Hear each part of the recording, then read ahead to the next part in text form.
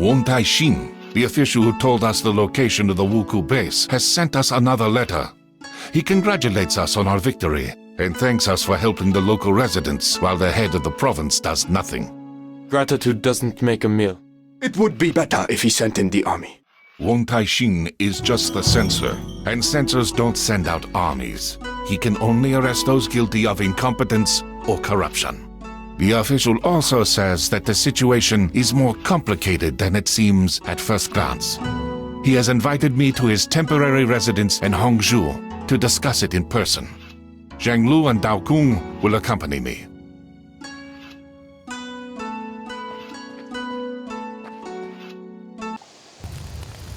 The Wuku have attacked the residence.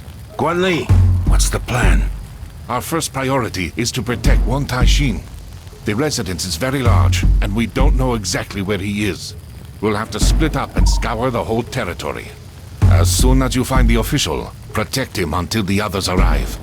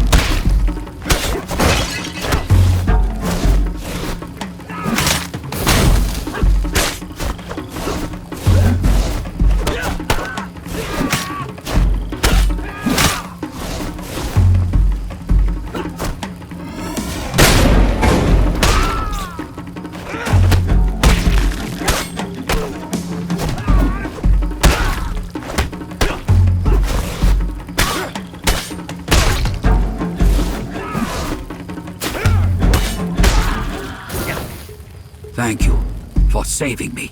The Wuku have already found out about your arrival somehow.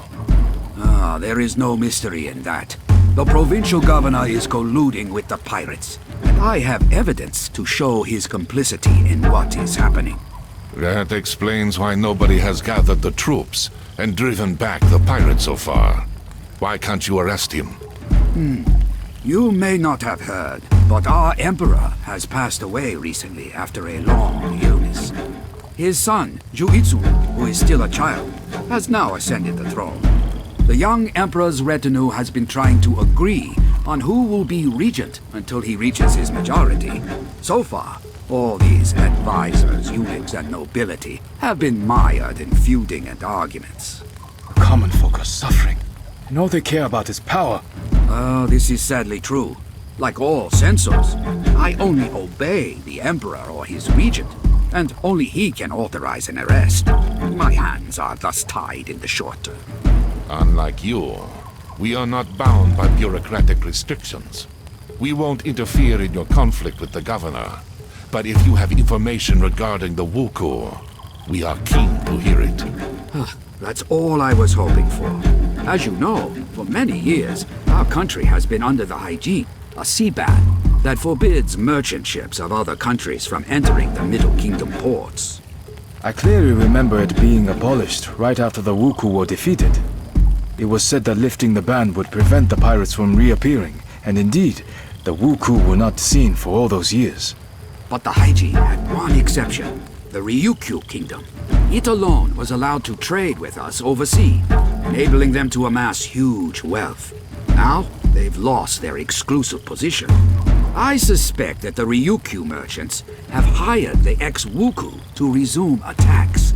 They will use their own people at court to push for the hygiene to be reinstated, using the new pirate invasion as an excuse. The death of the Emperor has also played into their hands. It's bad news all around, as it won't be easy to get to these merchants. Have you ever heard of a person called Fudo? One of the Wuku leaders mentioned him. Fudo?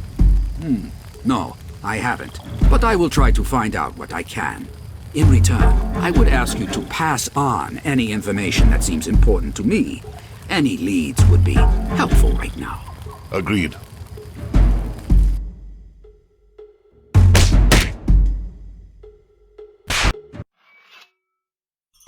The pigeon has brought alarming news from the monastery at the top of Mount Juhua, one of the sacred mountains in Buddhism. The monks report that they have been attacked by pirates, but managed to drive them off.